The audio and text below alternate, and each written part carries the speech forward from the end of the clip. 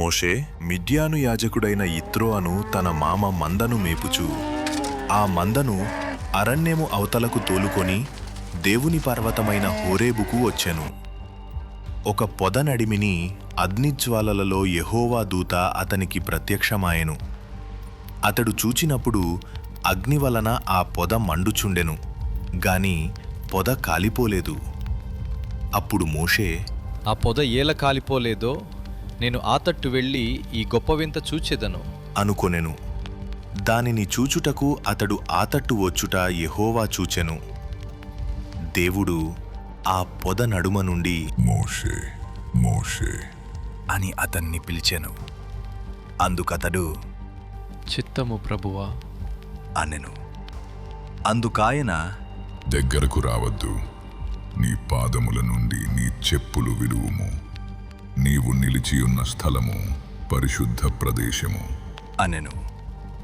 మరియు ఆయన, నేను నీ తండ్రి దేవుడను, అబ్రహాము దేవుడను, ఇస్సాకు దేవుడను, యాకోబు దేవుడను అని చెప్పగా మోషే తన ముఖమును కప్పుకొని దేవుని వైపు చూడవెరచెను. మరియు యెహోవా ఇట్లనెను, నేను ఐగుప్తులోనున్న నా ప్రజల బాధను నిశ్చయముగా చూచితిని. పనులలో తమ్మును కష్టపెట్టు వారిని బట్టి వారు పెట్టిన మొరను వింటిని. వారి దుఃఖములు నాకు తెలిసేయున్నవి. కాబట్టి ఐగుప్తీయుల చేతిలో నుండి వారిని విడిపించుటకును ఆ దేశములో నుండి విశాలమైన మంచి దేశమునకు, అనగా కనానీయులకు, హిత్తీయులకు, అమోరీయులకు, పెరిజ్జీయులకు, హివ్వీయులకు, యెబూసీయులకు నివాసస్థానమై పాలు తేనెలు ప్రవహించు దేశమునకు వారిని నడిపించుటకును దిగివచ్చియున్నాను. ఇశ్రాయేలీయుల మొర నిజముగా నా యొద్దకు చేరినది. ఐగుప్తీయులు వారిని పెట్టుచున్న హింస చూచితిని. కాగా రమ్ము, నిన్ను ఫరో యొద్దకు పంపెదను. ఇశ్రాయేలీయులైన నా ప్రజలను నీవు ఐగుప్తులో నుండి తోడుకొని పోవలెను అనెను. అందుకు మోషే, నేను ఫరో యొద్దకు వెళ్ళుటకును ఇశ్రాయేలీయులను ఐగుప్తులో నుండి తోడుకొని పోవుటకును ఎంతటి వాడను అని దేవునితో అనగా ఆయన, నిశ్చయముగా నేను నీకు తోడయ్యుందును. నేను నిన్ను పంపితిననుటకు ఇది నీకు సూచన. నీవు ఆ ప్రజలను ఐగుప్తులో నుండి తోడుకొని వచ్చిన తరువాత మీరు ఈ పర్వతము మీద దేవుని సేవించెదరు అనెను. మోషే, చిత్తగించుము, నేను ఇశ్రాయేలీయుల యొద్దకు వెళ్ళి వారిని చూచి మీ పితరుల దేవుడు మీ యొద్దకు నన్ను పంపెనని వారితో చెప్పగా వారు ఆయన పేరేమి అని అడిగిన ఎడల వారితోనే నేమి చెప్పవలెను అని దేవుని అడిగెను. అందుకు దేవుడు, నేను ఉన్నవాడను అనువాడనయ్యున్నాను అని మోషేతో చెప్పెను.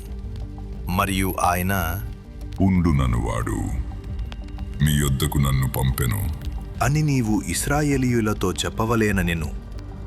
మరియు దేవుడు మోషేతో నిక్లనెను.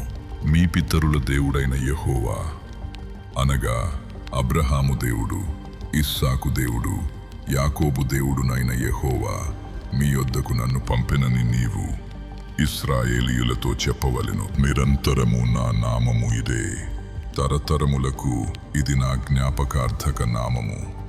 నీవు వెళ్ళి ఇశ్రాయేలీయుల పెద్దలను పోగు చేసి మీ పితరుల దేవుడైన యెహోవా, అనగా అబ్రహాము, ఇస్సాకు, యాకోబుల దేవుడు నాకు ప్రత్యక్షమయ్యేట్లనెను. నేను మిమ్మును ఐగుప్తులో మీకు సంభవించిన దానిని నిశ్చయముగా చూచితిని. ఐగుప్తు బాధలో నుండి పాలు తేనెలు ప్రవహించు దేశమునకు, అనగా కనానీయులు, హిత్తీయులు, అమోరీయులు, పెరిజ్జీయులు, హివ్వీయులు, యెబూసీయులున్న దేశమునకు మిమ్ము రప్పించదనని సెలవిచ్చితినని వారితో చెప్పుము.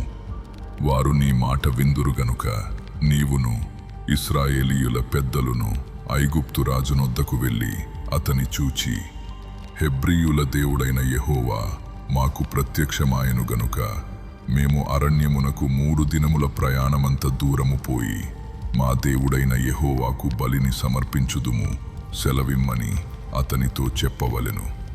ఐగుప్తు రాజు మహాబలముతో మీ మీదికి వచ్చి మిమ్ము పోనీయడని నేనెరుగుదును. కాని నేను నా చెయ్యి చాపి ఐగుప్తు మధ్యమున నేను చెయ్యదలచియున్న నా అద్భుతములన్నిటినీ చూపి దాని పాడు చేసెదను. అటు తరువాత అతడు మిమ్ము పంపివేయును.